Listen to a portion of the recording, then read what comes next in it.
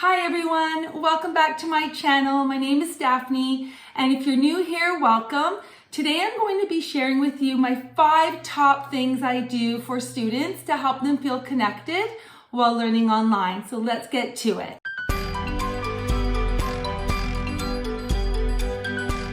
So the first tip that I'd like to share for helping kids feel connected online is keeping routines and traditional things that you do in the classroom the same as you would do online. This will really help students feel that things aren't really that different online. It keeps it very predictable for them.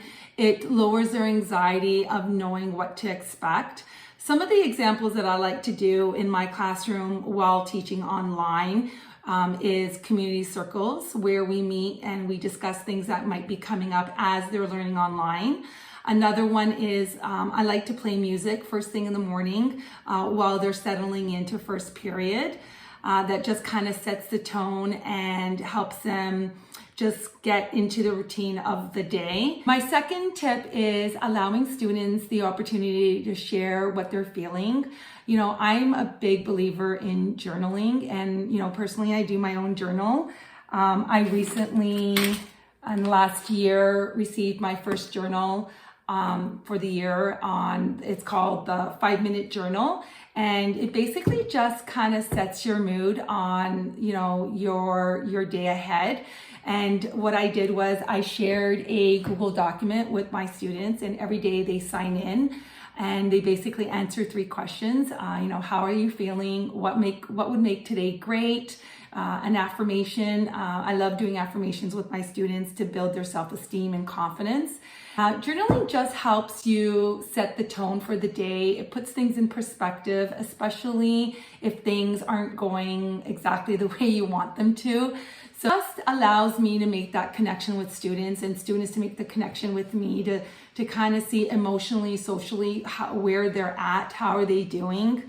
This is very quick, it's simple. I basically just go in and, check quickly over, what students have shared. And then if I need to, I will conference with students in a breakout room. And again, it's just ensuring students while they're online that we're still here, even though we're distant, not at school, that we are still here on the other end to help them, support them, and be there for them. Real positive way to make those connections, to make sure that students' well-being is still being maintained while they're learning online. My third tip, having their Google Meet camera on. I know a lot of students while learning online sometimes will hesitate to turn their camera on for various reasons. I'd like to encourage my students to leave their camera on during attendance in first period.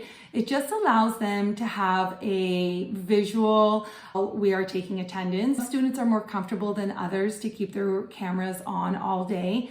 But that's something I really feel that it's important to put a voice to a face. It's just, you can see facial expressions, you can greet people and actually see them instead of just hearing them. It's just a really positive way for students to feel connected in a very simple way. The fourth tip I like to use with my students while they're learning online is breakout rooms. I absolutely love breakout rooms. Students love breakout rooms. It's a great opportunity for students to work in groups, just like they would at school, to share ideas, to discuss things, to make those connections, to help each other. My students really enjoy working in breakout rooms. It just gives them another way to share what they're thinking, problem solve, come up with ideas, and work in a collaborative manner while learning online. So it's just another layer of learning for students, and it also gives me an opportunity to connect with students during small group activities. My fifth tip of helping students make connections is making connections with parents. I cannot stress the importance of you making that connection with parents. It makes it so much easier when you have a positive relationship with parents to reach out and brainstorm with parents. Definitely makes a world of a difference, especially when things don't go as planned, i.e. technology problems. This allows for you to be able to reach out to parents and have those discussions about what is going on while students are learning online. That might be conversations about strategies, creating a home study area or a schedule when they are going to be completing their homework. Or, for example, when they are not turning in their homework. I found that it is really important that when you have a positive relationship with your parents, you can so easily reach out through email or even a telephone call to have conversations that might not be so easy to have.